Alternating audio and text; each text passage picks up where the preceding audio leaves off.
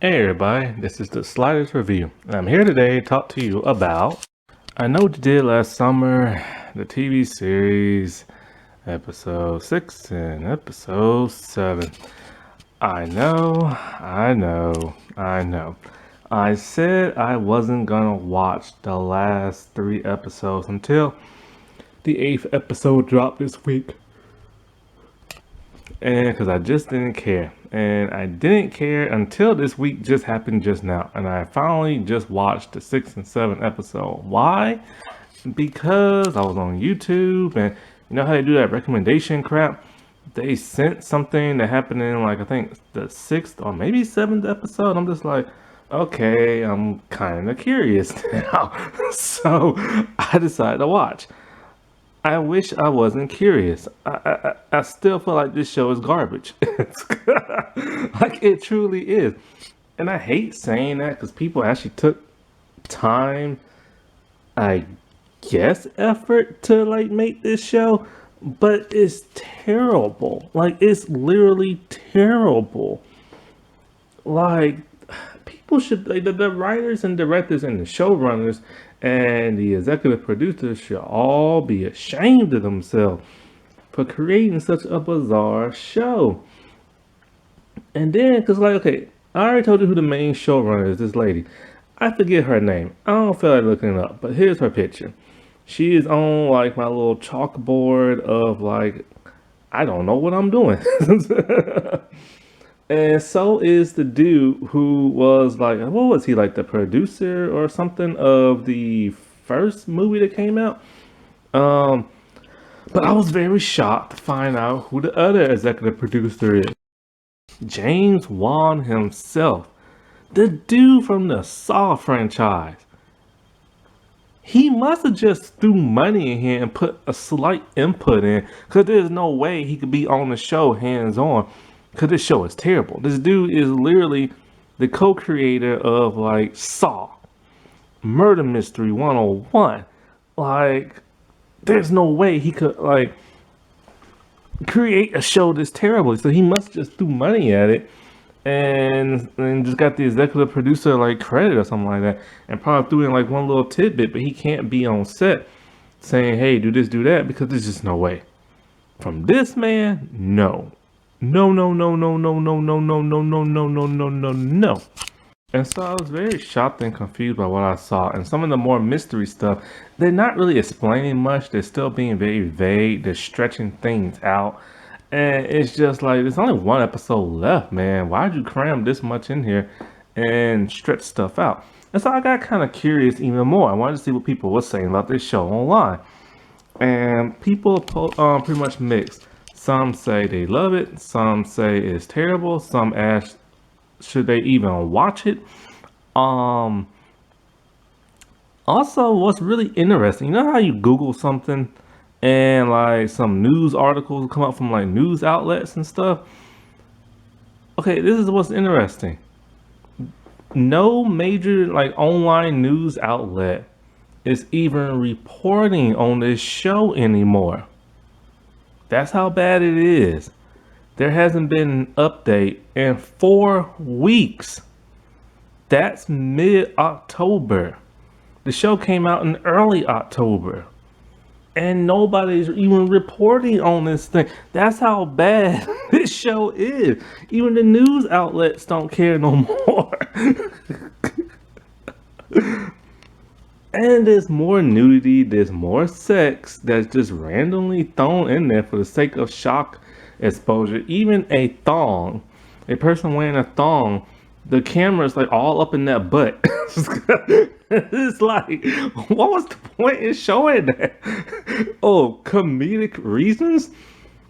This showrunner should never do anything again. And I knew it. Once I found out she did The Harder Boys, I knew, like, she wasn't right for this show.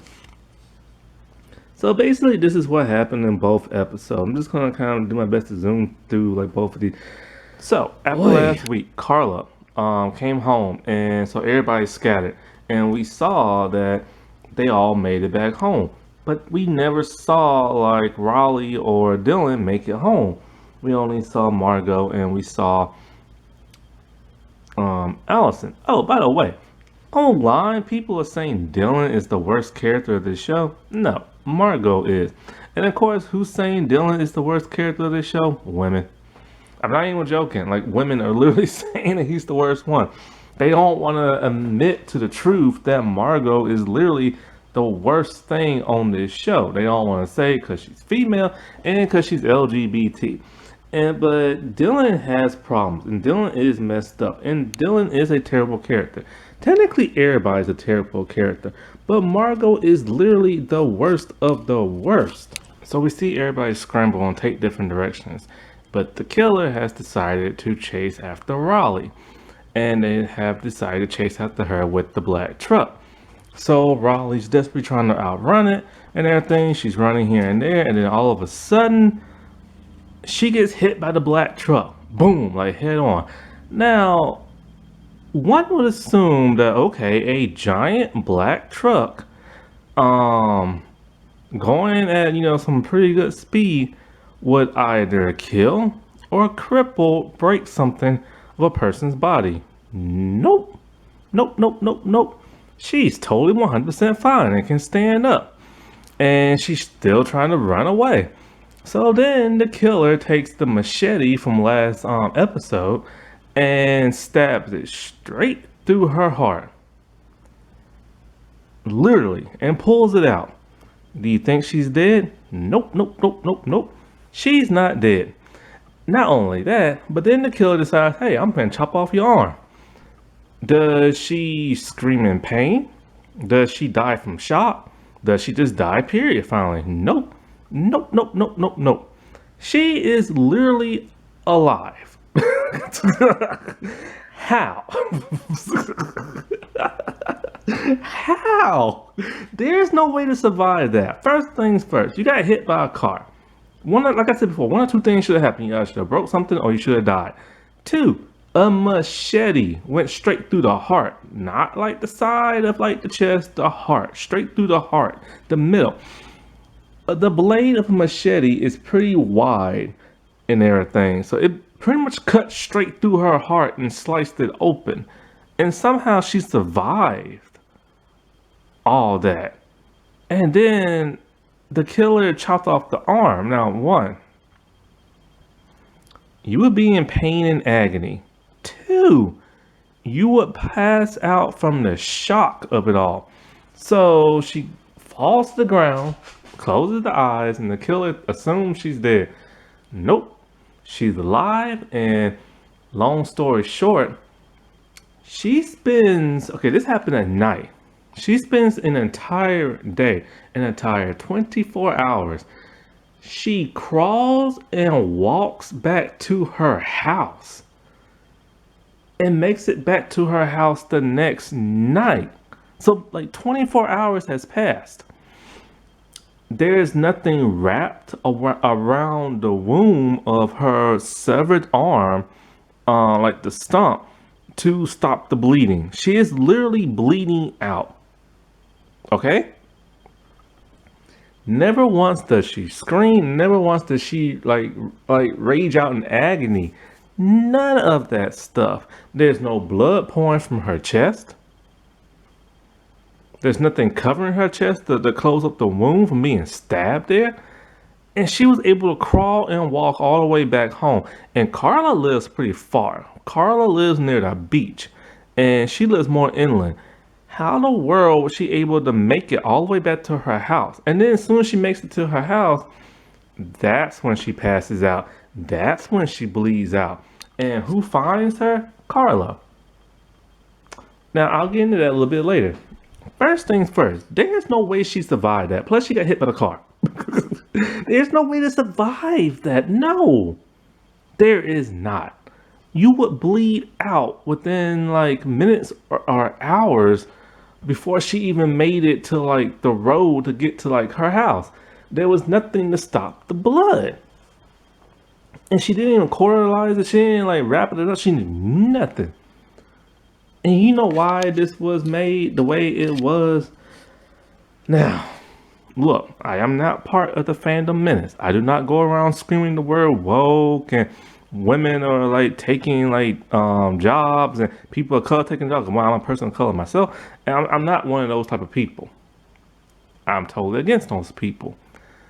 But this is modern day women empowerment, and it's done completely wrong in television.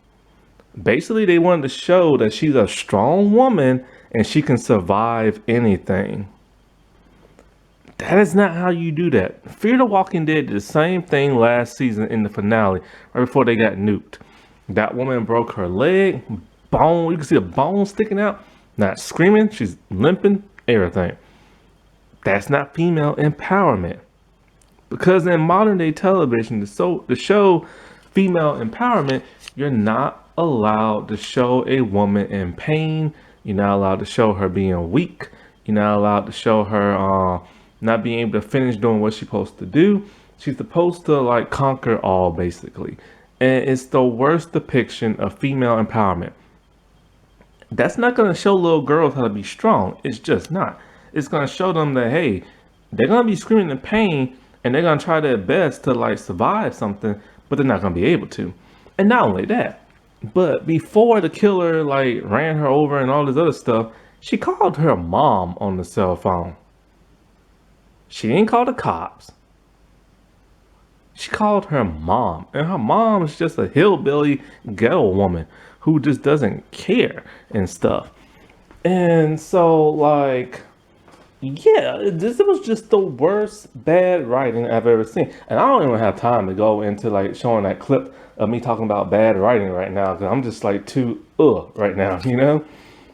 So now it's time to get into the other part when Carla found her. Now, Carla's been missing for the entire episode because the police are looking for her. They found some spiders in the skull of like the other people that have been dying, and they tracked it back to Carla somehow because Carla has those types of spiders in her house. And so Carla somehow knew Riley was hurt. She knew Riley made it all the way back home and all this other crap. She takes Riley to the cave in a secret like apartment area that's behind like a bunch of rocks and a little crawl space type part. And in there's a bunch of candles, a bunch of dead animal bodies covered in some type of sap. It turns out to be honey. See, this is why on the like promotional picture of this show, everybody's face is covered in this weird sticky stuff. I have been wondering since day one, what is this weird sticky stuff? They've never once explained it in the show. It's just been on the promotional picture with no explanation. The sticky stuff is honey.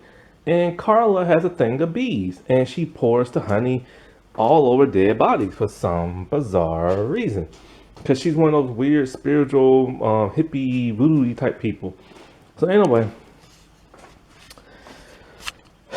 Dylan's in that part of the cave because he's just going through the motions of like Allison still heartbroken over her and crap.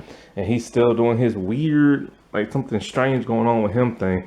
And she comes in with the body of Raleigh. He sees it and she's all like the tide's coming in. And he just looks at her with an interesting look. Almost like he's friends with her and stuff. This makes me think, okay, maybe he might be an accomplice, or maybe she might be the killer or something like that. So then we see her in a flashback doing the ritual to Lennon, putting honey all over her body and putting the spiders in her ear. And then so the cops, so Allison and them, they went to her dad and she told him about like this and that, and he called the police chief who he's banking and stuff. And so they go to the cave and there they find Raleigh's body completely like honeyfied. I guess you could say she looks like a wax statue. Like remember House of Wax and how like the person be dead with the wax all over their body? It's like that. Then they find another body. I'm thinking, oh well, Carla must have killed Dylan. Nope. Carla's now dead. Somebody smothered her with honey. We all know who did that. So, oh, but wait, before then, something interesting happened. Remember I said when Raleigh called her mom So when Raleigh never showed back up, her mom started looking for her, couldn't find her, and now her mom's being irresponsible. She went to the police chief. They all like, oh, she's probably not really missing, blah blah, 24-hour type crap. So her mom just starts looking for her and looking for her. So, and then they tell like, Bruce and everything she's missing, this and that. And so her friends, they all assume, oh, well, she must be dead. But like, no, she can't be dead because the killer always sends us a video of somebody died. And so instead of the friends tracking the cell phone, the mom tracks the cell phone through that Track My Phone app. She tracks it to like the farm near where Carla and them stay at with the goats and everything. And so like, now this is what really gets me. This, you can tell this came from James Wan. Somebody rigged the cell phone. They attached a cord to it. When you pull it, an elaborate trap happens. It wraps a cord around a person's neck and hangs them from like a construction vehicle.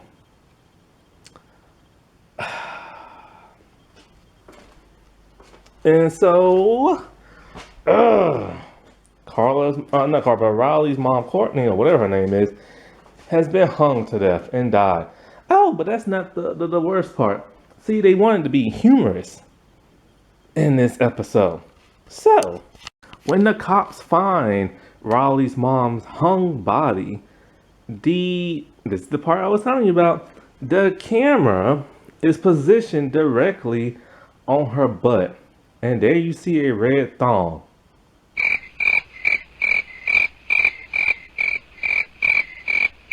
Because it's supposed to be funny. Because this show's trying to be humorous. This show sucks. Now, also in that episode, they showed flashbacks of Raleigh. You would assume, okay, fine, she's gonna get some character development, even though she's dead. Now, this is in episode 7. They showed her dead body in episode 8. So you think in episode 7, okay, we're gonna get some flashbacks, some character development. Nope. Basically, we just get more people like treating her like crap. And it's very brief because the show doesn't want to focus on her. So what they did was, okay, so Allison was all like, you like Dylan and everything, so get him to like you by bumping and grinding on me. So they're at the party, the bumping and the grinding. Margot pulls Riley aside and she's all like, you look like a whore and everything. Like, she literally just shamed her because she's upset because Raleigh is bumping and grinding on Allison and she loves Allison.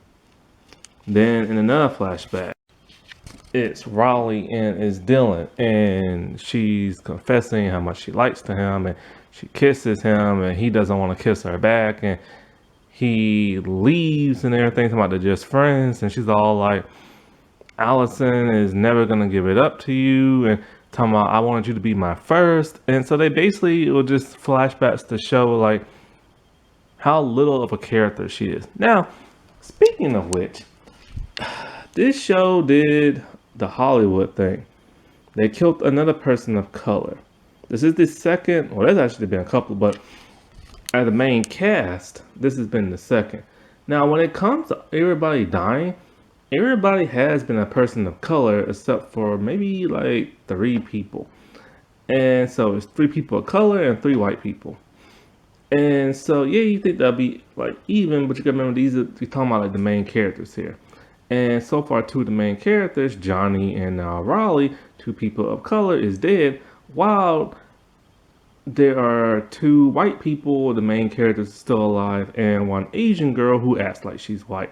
So therefore, it's the terrible, like, stereotypical Hollywood thing of killing off the people of color first. That's Hollywood for you. Oh, jeez. And so, like, later on in episode 8, the girls tell Dylan about Raleigh. He's like, look, I know, I was there.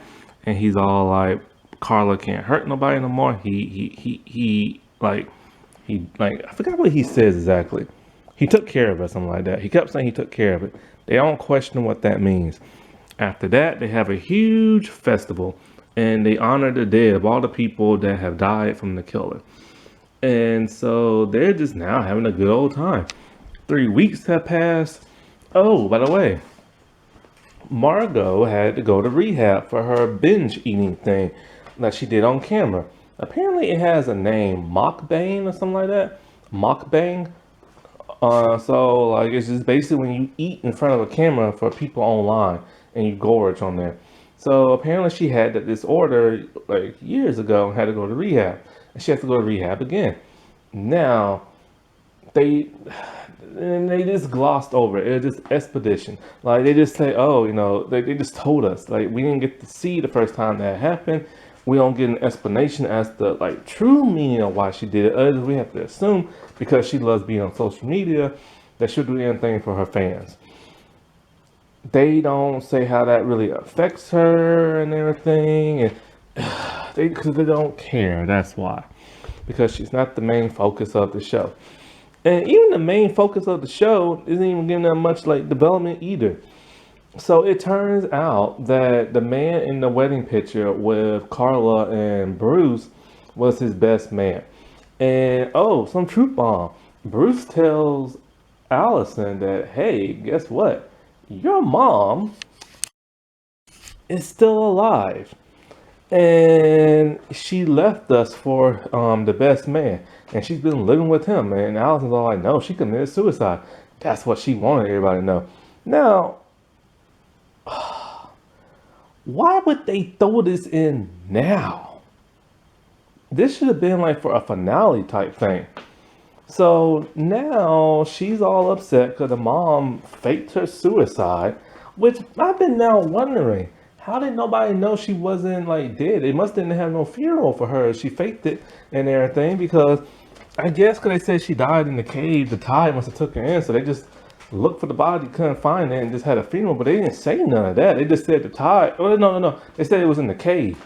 But she could have been in another part of the cave. You know what I'm saying? So she contacts the man that her mom is now with, and her mom, she tells him to have her call her. The mom literally tells on the phone, I don't want nothing to do with you. I told you, stop calling. Never call back again. It turns out Allison has a brother now. And so Allison is heartbroken. And so she tells Margot. And Margot's been acting kind of obsessed lately. I'll get into that a little bit later. Margot's all like, does she even know that Lennon's dead? No, Allison is dead. And she's like, well, she's about to. And she texts her. And so what happens? At the end of the episode,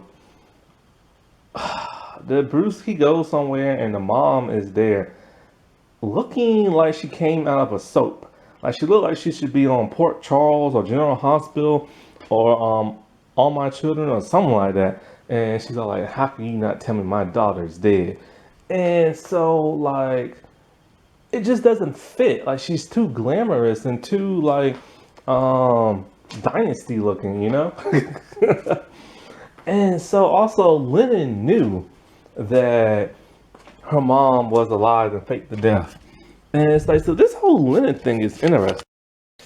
Okay, I will admit, the show got me in the first episode. I assumed it was Allison that slept with Dylan. No, it was Lennon. Lennon is a little sneaky little thing. She's supposed to be this goody two-shoes virgin, no druggie. She does drugs. She's like bi. She sleeps around. She has an OnlyFans page that she put in her sister's name. Why isn't the show revolving around that and that mystery? Because the showrunner thinks, ooh, having everything be vague is mysterious. So we get some nudity banging from like the cop lady and Bruce. We get some naked banging from like Dylan and Allison. We get some banging from Allison and Margot all in the same episode. And it doesn't serve really no purpose. Now the Dylan and the Allison thing, that serves a little bit of purpose. I'm finna tell you what's gonna come up next. But them being completely nude, and they literally show every bit of nudity. I'm just like, there's no point in showing that. They're exploiting these people for no reason. However, Allison has finally decided to tell Dylan the truth because now they're kind of like secretly dating and stuff after the 3 weeks have passed. And he's shocked and he's mortified. He can't believe that she didn't tell him, making him think that he's the one who like killed her and stuff like that. So he doesn't want nothing to do with her. Period. He's all like, you don't know what I've done for you. Like, and she's like, what are you talking about? And he doesn't say, cause it's mysterious. But then he's all like, Carla, like, like I freed her and everything. So now she knows that he killed Carla. But then has he killed anybody else? We still don't know. Now on to Margot. Margot is obsessed with fake linen. She will not let Bruce come nowhere near her. When he tries to come over, she gets her bodyguard. When they went looking for Raleigh, Margot's all like, we need guns. And they're all like, we don't need guns. And And she's like, yes, we do. And so she takes them in a room of her house that's filled to the brink, wall to wall with guns and a rocket launcher? What? This show is stupid. Then, when they come back looking for Raleigh, they find her hand. So that's how they knew she was dead. And so they give it to like the police chief. And she comes home, and they didn't know that Margot had a gun on her. Bruce shows up, but she don't know it's him at first. So she pulls a gun. They're like, put it down. It's like her dad.